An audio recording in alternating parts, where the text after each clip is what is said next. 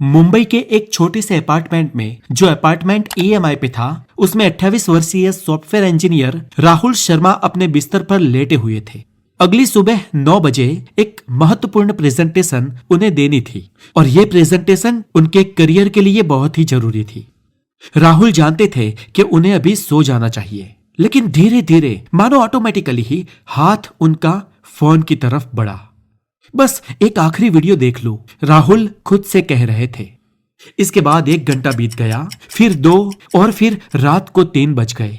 राहुल अभी भी स्क्रॉलिंग कर रहे थे, एक वीडियो से दूसरे वीडियो, दूसरे से तीसरा आइडिया और उस आइडिया पर से एक और नई विंडो।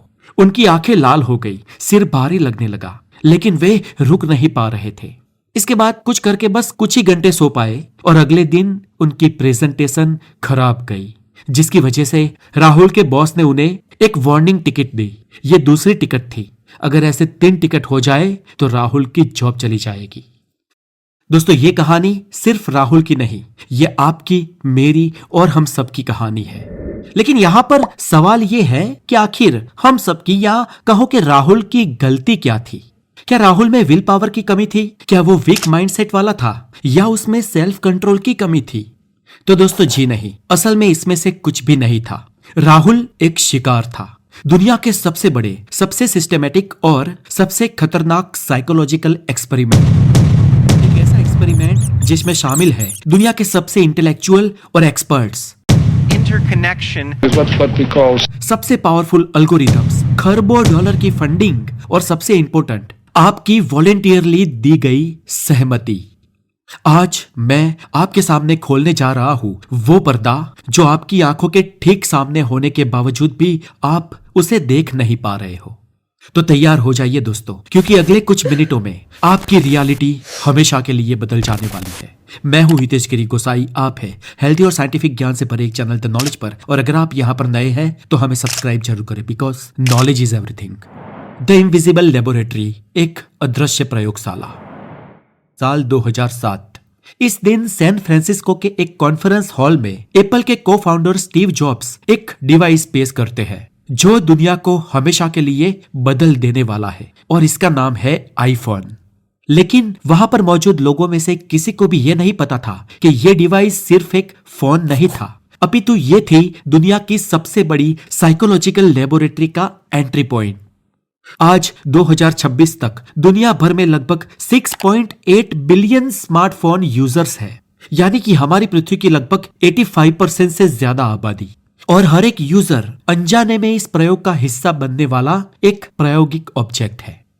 अब दोस्तों, सवाल यह है कि हम समझते हैं कि क्या बुरा है, क्या सही है, फिर भी हम रुक क्यों नहीं पाते हैं? तो दोस्तों, इसके पीछे एक फंडामेंटल साइकोलॉजिकल प्रिंसिपल काम करता है, जिसे कहते हैं द ऑपरेंट कंडीशनिंग। और ये थियरी दी थी हार्वर्ड के एक साइकोलॉजिस्ट B.F. स्किनर ने। और स्किनर ने एक एक्सपेरिमेंट किया था जिसमें चूहों को एक विशेष बॉक्स में रखा गया था, जिसे आज के दौर में स्किनर बॉक्स भी कहा जाता है। और इस बॉक्स में एक लीवर था। जब चूहे लीवर को दबाते तो कुछ इंटरेस्टिंग होता था। क्या होता था? तो इसके लिए स्किनर ने 3 सिनारियोस टेस्ट किए थे। पहला सिनारियो यह था कि हर बार जब चूहा लीवर दबाता था तो उसे निश्चित रूप से खाना मिलता था, और इसका रिजल्ट ये आया कि ये चूहे शुरुआत में तो बार बार बटन दबाने में बहुत ही इंटरेस्टेड थे, बार बार बटन दबाते, लेकिन जल्द ही उन्हें मिलने वाले खुराक की प्रिडिक्टेबिलिटी के बारे में पता चल गया, और जिससे वो बोर हो गए, और लेटर ऑन वो बस सिर्फ भूख लगने पर ही बटन दबाते थे, शुरुआत की तरह बार बार बटन नहीं दबाते। अब इन्हीं चूहे पर अगले लेवल पे एक और प्रयोग किया गया, और ये था इस प्रयोग का सिनारियो 2, नो रिवॉर्ड स्केड्यूल। यानी कि यहां पर चूहों के लीवर दबाने पर भी उन्हें कोई भी खाना नहीं मिलता था। वो बार बार लीवर दबाते गए, लेकिन उनके सामने कोई खाना पेश हुआ ही नहीं, और थक हार कर बहुत सारे प्रयत्न करने के बाद चूहे बोर हो गए, फिजिकली और मेंटली थक गए, और कुछ ही समय बाद उन्होंने लीवर दबाना ही बंद कर दिया। मतलब कि नो मोटिवेशन, नो एक्शन। अब इसके बाद इस प्रयोग को तीसरे राउंड में ले जाया गया, जहां पर था सिनारियो नंबर 3, जिसका नाम था वर्बल रिवॉर्ड स्केड्यूल। इस सिनारियो पर चूहों को कभी कभी लीवर दबाने पर खाना मिल जाता था और कभी कभी नहीं मिलता था। मतलब कि यहां पर यह सिनारियो चूहों के लिए कंप्लीटली अनप्रिडिक्टेबल था। और यहां पर तीसरे राउंड में हुआ कुछ शॉकिंग। इस राउंड में चूहे ऑब्सेसिवली लीवर दबाते रहे, घंटों तक, दिनों तक, हफ्तों तक और कई दिन तक, बिना थके, बिना रुके। क्योंकि उनको खाना बिल्कुल नहीं मिलता था ऐसा भी नहीं था, और मिलता था ऐसा भी नहीं था। बार बार लीवर दबाने पर अनप्रिडिक्टेबली कभी कभी खाना मिल जाता था, जिस वजह से उन्होंने लीवर दबाना नहीं छोड़ा। और ये बिहेवियर कुछ दिनों बाद चूहों में एक हैबिट, एक आदत बन गया, और उन्होंने लीवर दबाना प्रयोग के अंत तक स्टॉप नहीं किया, बंद नहीं किया। क्योंकि उनका ब्रेन एक लूपहोलिक साइकिल में फंस गया कि शायद अगली बार कुछ मिल जाए, अगली बार कुछ मिल जाए, और एक ट्राई और एक ट्राई। और यहाँ पर अनप्रिडिक्टेबिलिटी, अनिश्चितता चूहों के दिमाग में डोपामाइन भी बार बार रिलीज करती थी, और ऐसे चूहों ने लीवर दबाना नहीं छोड़ा और वो उनकी आदत बन गया। अब दोस्तों यहाँ पर ध्यान से सुनिए, जब आप इंस्टाग्राम खोलते हैं, फीड्स को पुल करते हैं, स्क्रॉल करते हैं, रिफ्रेश करते हैं, तो समझिए कि आप भी वही लीवर बार बार दबा रहे हैं। आपको नहीं पता कि अगली पोस्ट क्या होगी, कितनी एक्साइटिंग होगी, आपको आगे क्या मिलेगा। शायद आपके कोई जान पहचान वाले की फोटो, कोई क्रश की फोटो, या कोई शॉकिंग, या फिर शायद बीच में कोई बोरिंग एड, या शायद कोई वायरल मेम, या शायद कुछ खास नहीं। यही अनसर्टेनिटी, अनिश्चितता आपको एडिक्टेड बनाती है, और इसी को कहते हैं the neuro science of addiction. क्योंकि यहां पर चूहों की तरह ही चैप्टर में आता है हमारा भी डोपामाइन। बहुत से लोग सोचते हैं कि डोपामाइन हमें प्लेजर देता है, लेकिन ये पूरा सच नहीं है। सच ये है कि डोपामाइन प्लेजर नहीं देता। डोपामाइन आपको प्लेजर की एंटीसिपेशन देता है, यानी कि डोपामाइन रिलीज होता है रिवॉर्ड मिलने से पहले, रिवॉर्ड मिलने के बाद नहीं। गैम्बलिंग और ओवर एक्साइटिंग टास्क्स के लिए भी यही जिम्मेदार है, और सोशल मीडिया एप्स ने इस एग्जैक्ट प्रिंसिपल को परफेक्ट कर लिया है, और ये सब आज परफेक्टली डिजाइंड है, मेटिक्यूलस टेस्टेड। अब चले दोस्तों, आते हैं कुछ नंबर्स पर जो आपको हिला कर रख देंगे। ग्लोबल वेब इंडेक्स की 2024 की एक रिसर्च के अनुसार एवरेज इंडियन इंटरनेट यूजर करीब 5 घंटे सोशल मीडिया पर बिताते हैं, यानी साल के करीब 73 दिन। और ऐसे आज का एक एवरेज इंसान अपने जीवन के करीब 8 साल सिर्फ सोशल मीडिया पर बिता देता है। लेकिन साल 2023 में यूनिवर्सिटी ऑफ पेंसिल्वेनिया ने इससे भी बड़ी और शॉकिंग स्टडी की थी, जिसमें इस यूनिवर्सिटी ने 600 कॉलेज स्टूडेंट्स को ट्रैक किया था, जिसमें 93% स्टूडेंट ने कहा था कि वो अपने फोन यूज को कंट्रोल कर सकते हैं। लेकिन जब एक्चुअल डेटा देखा गया तो वे लोग ऑन एवरेज करीब 355 बार अपने फोन को बार बार चेक करते थे, यानी कि हर 4 मिनट में एक बार, और रात का सोने का समय छोड़ दे तो हर 2.5 मिनट में एक बार। और जब स्टूडेंट्स को उनका ही ये डेटा बताया गया तो उन्हें विश्वास ही नहीं हुआ था। और ये बिल्कुल सच है, क्योंकि हमें लगता है कि हम अपने माइंड को कंट्रोल करते हैं, लेकिन सच ये है कि हमारा माइंड दरअसल हमें कंट्रोल कर रहा होता है। और ऐसे सोशल मीडिया आपके रीढ़ की हड्डी को ठंडी कर देता है, क्योंकि लगातार आप झुककर स्क्रॉल करते करते, डेटा चेक करते करते एक ही पोजीशन में बिना हिले डुले लंबे समय तक सिकुड़ के रह जाते हो। दोस्तों, ऑनलाइन एल्गोरिथम आज कितना भयंकर हो चुका है और वो किस हद तक आपकी खबर रखता है, उसके मैं 2 एग्जाम्पल देना चाहता हूँ। सबसे पहला एग्जाम्पल है एक लड़की का। ये एग्जाम्पल बहुत ही इंटरेस्टिंग और शॉकिंग है। ये आर्टिफिशियल इंटेलिजेंस का वो केस था जिसने हम सब इंसानों की आंखें खोल दी। बात है साल 2015 की, अमेरिका की, जहां पर एक टीनेजर लड़की रेगुलर एक जनरल स्टोर से अपनी चीजें खरीदती थी। हम अक्सर ऐसे किसी स्टोर से अपनी चीजें खरीदते हैं जो हमारे बहुत नजदीक हो, या हमारे लिए वहां का एक्सेस बहुत ही आसान हो। और जब हम शॉपिंग करते हैं तो ये मल्टीनेशनल कंपनीज आपका नंबर मांगती है, और आपके इस नंबर पर आपका एक अकाउंट क्रिएट होता है जहां पर आपकी सभी शॉपिंग लिस्ट, आपकी प्रीवियस हिस्ट्री और आपके इनवॉइस या बिल वगैरह होते हैं। लेकिन दोस्तों, बैक साइड में कई सारी कंपनियां आपकी पसंद और नापसंद भी जानती है, और इस हिसाब से वो अपने बिजनेस के आगे की रणनीति तय करते हैं। और यूनाइटेड स्टेट्स में ऐसी चीजें बहुत ही आम और एडवांस लेवल पर हो रही है। अब ये जो लड़की, जो टीनेजर थी, जो जिस स्टोर से अपना सामान रोज खरीदती थी, उस स्टोर के एआई सिस्टम ने ये महसूस किया कि पिछले कुछ समय से इस लड़की की खरीदारी की पैटर्न में थोड़ा सा परिवर्तन आया है, चेंज आया है। और इस लड़की की खरीदारी की पैटर्न चेंज की वजह से उस शॉप के आर्टिफिशियल इंटेलिजेंस सिस्टम ने ये प्रिडिक्ट कर लिया, ये समझ लिया कि ये लड़की प्रेग्नेंट है, गर्भवती है। अब दोस्तों, यहाँ पर चौंकाने वाली बात समझिए, ना तो उस लड़की को पता था और ना ही उसके परिवार में से किसी को पता था कि वो प्रेग्नेंट है। बस बात इतनी सी थी कि कुछ दिनों से ये लड़की कुछ ऑर्गेनिक प्रोडक्ट्स, शैंड फ्री शॉप्स और एक्स्ट्रा लार्ज ग्राउंड्स खरीदने लगी थी। उसके पैटर्न में परिवर्तन तो आया था, लेकिन इसकी वजह तो वो लड़की खुद भी नहीं जानती थी। पर उस शॉप की एआई सिस्टम ने इस पैटर्न को महसूस किया, मार्क किया, और उस लड़की के मोबाइल पर, उसके आईपैड पे चाइल्ड से रिलेटेड प्रोडक्ट्स दिखाना शुरू कर दिया, उसकी एड्स दिखाने लगा। और एक रोज जब इस लड़की के पिता ने उसके ईमेल्स चेक किए और वो चौंक गए, और उसके पिता तुरंत उस रिटेल स्टोर में गए और वहां जाकर वो चिल्लाए, भला बुरा कहने लगे। वो बोले कि तुम लोग क्या समझते हो, ये कैसे प्रोडक्ट्स के ईमेल भेजते हो? मेरी लड़की तो अभी स्कूल में पढ़ रही है और आपकी कंपनी उसे नवजात शिशु के प्रोडक्ट खरीदने के लिए उकसा रही है। और उस पिता की बात को सुनकर वहां पर उपस्थित सभी मैनेजर और कर्मचारियों ने भी माफी व्यक्त की। उन्होंने इस पिता को समझाया कि हो सकता है कि हमारी सिस्टम से कोई गलती हुई हो, आप निश्चित हो जाइए, आगे से ऐसे कोई भी ईमेल या कोई मैसेज नहीं आएंगे। इतनी तसल्ली पाकर वो पिता उस शॉप से तुरंत निकल गए। और कुछ दिन बाद वो फिर से वहां पर गए और उन्होंने अपने उस दिन के बिहेवियर के लिए माफी मांगी। और उन्होंने शॉप मैनेजर को बताया कि एक टेस्ट करने के दौरान उन्हें यह पता चला कि उनकी लड़की सच में प्रेग्नेंट थी, गर्भवती थी। दोस्तों, ये एक सच्ची घटना है जो लोगों के ध्यान पे आई या न्यूज पे आई, लेकिन ऐसी कई सारी घटनाएं हैं जो लोगों के या समाज के ध्यान में ही नहीं आ पाती। आप कुछ सोच के देखें, गुनगुना के देखें, या अपने दोस्तों के साथ कोई प्रोडक्ट्स के बारे में बात कर कर देखिए, और कुछ ही घंटों बाद आपका मोबाइल उससे रिलेटेड प्रोडक्ट्स आपको दिखाना ही शुरू कर देगा, और आपकी खरीदारी के तुरंत बाद वो सभी मैसेज, एड्स आना बंद हो जाएंगे। ये एल्गोरिथम सब समझता है। चले इसका एक और इंटरेस्टिंग उदाहरण, नेटफ्लिक्स का उदाहरण देखते हैं। साल 2006 की बात है। नेटफ्लिक्स ने एक कंपटीशन अनाउंस किया, जिस कंपटीशन में भाग लेने वाले विनर को नेटफ्लिक्स प्राइज मिलने वाला था, और जो था $1 मिलियन का। और चैलेंज ये था कि एक ऐसा एल्गोरिथम बनाना है जो नेटफ्लिक्स के उस वक्त के एग्जिस्टिंग एल्गोरिथम से बहुत ज्यादा बेहतर हो। बेहतर मतलब तो जो प्रिडिक्ट कर सके कि यूजर्स नेक्स्ट क्या देखना चाहते हैं। दुनिया भर से करीब 40,000 टीम्स ने इस कंपटीशन में पार्टिसिपेशन किया, जिनमें थे सबसे ब्रिलियंट कंप्यूटर साइंटिस्ट, मैथमेटिशियंस और डेटा साइंटिस्ट। और 3 साल की एक इंटेंस कंपटीशन के बाद इन सब में से एक टीम जीती। लेकिन असली ट्विस्ट ये था कि नेटफ्लिक्स ने उस जीतने वाली टीम के विनर एल्गोरिथम को भी अपने सिस्टम में फुल्ली इंटीग्रेट नहीं किया।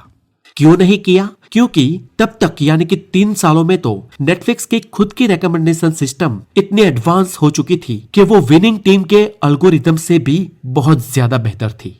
और आज 2026 में नेटफ्लिक्स का एल्गोरिथम इतना सोफिस्टिकेटेड बन चुका है कि वो जानता है कि आप किस दिन डिप्रेस फील करते हो, वो जानता है कि ब्रेकअप के बाद आप क्या देखना चाहोगे, वो जानता है कि लेट नाइट में आप कौन से कॉमेडी या कौन सी थ्रिलर को पसंद करोगे, और वो ये भी जानता है कि आप नेटफ्लिक्स का नेक्स्ट एपिसोड देखने का डिसीजन कब लोगे। और ये नेटफ्लिक्स नहीं, हर एक कंपनी करती है, और इसे द सर्विलेंस कैपिटलिज्म कहते हैं। आजकल टेक कंपनीज प्रोडक्ट नहीं बेचती है, बल्कि वो प्रिडिक्शन प्रोडक्ट्स बेचती है। क्या मतलब? तो गूगल एडवर्टाइजर्स को ये नहीं बेचना कि ये यूजर इस टेक्नोलॉजी में इंटरेस्टेड है या नहीं, उनको बस ये बेचना है कि इस यूजर की नेक्स्ट 48 आवर्स में लैपटॉप खरीदने की पॉसिबिलिटीज 87% है। वो कोई वार, त्योहार, फेस्टिवल, डेटा ड्रिवन और उनके ऊपर के आपके इमोशंस को मद्देनजर ये तय करते हैं कि आप इस परिस्थिति में इतने समय में ये चीज खरीद पाएंगे या नहीं, और उसी की ही प्रोबेबिलिटी के आधार पर आपके सामने बार बार वो चीज पेश की जाती है और बेची जाती है। और ऐसे ही एडवर्टाइजर्स फेसबुक पे भी करते हैं। दोस्तों, यहाँ पर मैं जो कुछ भी आपके सामने कह रहा हूँ वो अपनी तरह से नहीं कह रहा, ये सब कुछ research based online available data के आधार पर की जाने वाली एक अवेयरनेस है। और रिसर्च बताते हैं कि आपका बिहेवियर प्रिडिक्ट करना ही असली प्रोडक्ट है, और जो ये जितना ज्यादा एक्यूरेटली प्रिडिक्ट कर पाएगा वो उतने ही ज्यादा पैसे कमाएगा। और इसीलिए एक्सपेरिमेंट कंटिन्यूअसली होते रहते हैं हम इंसानों पर, हमारी पैटर्न पर, हर दिन हर सेकंड बिना रुके। अब दोस्तों, आपको एक इंसान का नाम बताता हूं, एज़ार रस्किन। आपने शायद ये नाम पहले सुना हो या ना सुना हो, लेकिन इस एक व्यक्ति ने आपकी और मेरी जिंदगी को आज बदल दिया है। जी हाँ दोस्तों, एज़ार रस्किन 2006 में जब 25 साल के थे तब उन्होंने टेक्नोलॉजी में एक फीचर इन्वेंट किया था, और ये फीचर था इन्फिनेट स्क्रॉल। जी हाँ दोस्तों, उस वक्त 10, 15 या ज्यादा से ज्यादा 50 नंबर तक चीजें स्क्रॉल की जाती थी, उसके बाद उसका एंड आ ही जाता था। लेकिन एज़ार रस्किन ने इन्फिनेट स्क्रॉलिंग मॉडल प्रस्तुत किया, जो फीचर आज हर एक सोशल मीडिया ऐप में है, जो कभी खत्म नहीं होता, जो आप बस स्क्रॉल करते ही रहते हो। और रजा रेस्किन के इस इन्वेंशन के लिए उन्हें अवार्ड मिले, रिकग्नाइजेशन मिली और सिलिकॉन वैली के वो हीरो बन गए। लेकिन साल 2019 में एक इंटरव्यू में एजा ने जो कहा वो शॉकिंग था। उन्होंने कहा अगर टाइम मशीन के माध्यम से किसी तरह वो पास्ट में जा सके तो वो यंग एजा को ये समझाएंगे कि वो इस इन्वेंशन को कभी भी इन्वेंट ना करे। उन्हें अगर पास्ट में जाने का मौका मिलता है तो वो इस इन्फिनिट स्क्रॉल को कभी भी इन्वेंट नहीं होने देंगे। उन्होंने कहा कि ये मेरी लाइफ की सबसे बड़ी गलती थी और आज उसका मुझे रिग्रेट है। सोचिए दोस्तों, इन्वेंटर खुद इस पर रिग्रेट कर रहा है। इमेजिन ये आपकी लाइफ में क्या प्रभाव करती होगी। दोस्तों, इंसानी ब्रेन का एक नेचुरल पैटर्न है। हमारे ब्रेन में नेचुरल स्टॉपिंग क्यूज होते हैं, यानी कि आप कोई किताब पढ़ते हैं, चैप्टर खत्म हो जाता है, नेचुरली एक पॉज पॉइंट आ जाता है। आपको ये फील भी होता है। और जब आप टीवी देखते हैं तो जब एपिसोड या फिल्म खत्म हो जाती है तो यहाँ पर वही पॉइंट ट्रिगर होता है। जब आप कोई खबर पढ़ते हो तो उसका लास्ट पेज, उसका कंक्लूजन नेचुरल स्टॉपिंग क्यू होता है। और ये स्टॉपिंग क्यूज इवोल्यूशनरी है और इसी इवोल्यूशन से हमारा दिमाग बना है। वो क्लोजर चाहता है, स्टॉप चाहता है, एक लेवल के बाद ब्रेक चाहता है या कंप्लीशन चाहता है। लेकिन ये इन्फिनिट स्क्रॉल जिसकी ना तो कोई एंडिंग है ना ही कोई क्लोजर है और जिसका ना ही कोई नेचुरल ब्रेक है, बस अगली पोस्ट, अगली पोस्ट, अगली रील, अगली रील, बार बार एक के बाद एक, ये इन्फिनिटली चलता रहता है। अब दोस्तों, यहां पर प्रॉब्लम क्या है ये तो हम समझ गए। अब बात करते हैं इसके सॉल्यूशन की। हमने ये जान लिया है कि हम एक्सपेरिमेंट हो रहे हैं, यानी कि अब सवाल ये नहीं है कि हम एक्सपेरिमेंट हो रहे हैं या नहीं। अब सवाल है कि आप इससे बाहर कैसे निकल सकते हैं। ज्यादातर लोग ये सोचते हैं कि मुझे पता है इसलिए मैं सेफ हूं, और यही सबसे बड़ा भ्रम है। और असली सॉल्यूशन है रिएक्शन के बीच रुकना सीखिए और 3 सेकंड रूल को अपनाइए। जब भी कोई ऐड देखे, कोई नोटिफिकेशन देखे या कोई शॉकिंग हेडलाइन तो 3 सेकंड रुक जाइए। खुद को बस एक सवाल पूछिए कि क्या अभी मैं किसी काम की चीज पर रिएक्ट कर रहा हूं। बस ये 3 सेकंड का ब्रिज जो आपके प्रिमेटिव ब्रेन और रेशनल ब्रेन के बीच स्विच जैसा काम करता है। और ये छोटा सा स्विच, छोटा सा डिले आपका मैनिपुलेशन तोड़ देता है। और एक बात कि आप नोटिफिकेशन को मारिए, ऐप को नहीं। लोग ऐप को डिलीट करते हैं लेकिन एडिक्शन तो फिर भी बना रहता है। लेकिन क्योंकि एडिक्शन ऐप में नहीं बल्कि नोटिफिकेशन के लूप होल में है, इसलिए आपके सोशल मीडिया के सभी नोटिफिकेशंस ऑफ कर दीजिए। सिर्फ कॉल और बहुत ही इंपॉर्टेंट ऐप के ही नोटिफिकेशन ऑन रखें। पहले 3 दिन थोड़ी बेचैनी हो सकती है, लेकिन 5वें दिन क्लियरिटी आएगी और 7वें दिन कंट्रोल आएगा। बस ये 3 से 4 दिन आपको खुद पर कंट्रोल बनाए रखना है।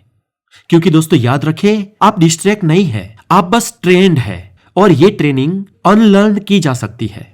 आप बस डोपामाइन को अपना दुश्मन नहीं लेकिन अपना दोस्त बनाए। सुबह उठते ही मोबाइल बिल्कुल न छुए, 10 मिनट वॉक करें, अपने परिवार के साथ बैठे और हर रोज किसी ना किसी तरीके से बस एक पेज लिखे, कुछ भी लिखे जिसमें आप जो कुछ भी लिखना चाहते हैं। कोई कविता हो, आपके दिन के विचार हो या आपका पिछला दिन हो या कुछ भी, एनीथिंग। दोस्तों बस इतना करें, रोज एक पेज, कम से कम एक पेज आप किसी डायरी में या किसी पन्ने पर लिखे, लेकिन लिखे जरूर। फिर कुछ दिन बाद इसी वीडियो पे कमेंट में आइए और मुझे बताना कि कितना फर्क पड़ा है। और दोस्तों ये हम कर सकते हैं।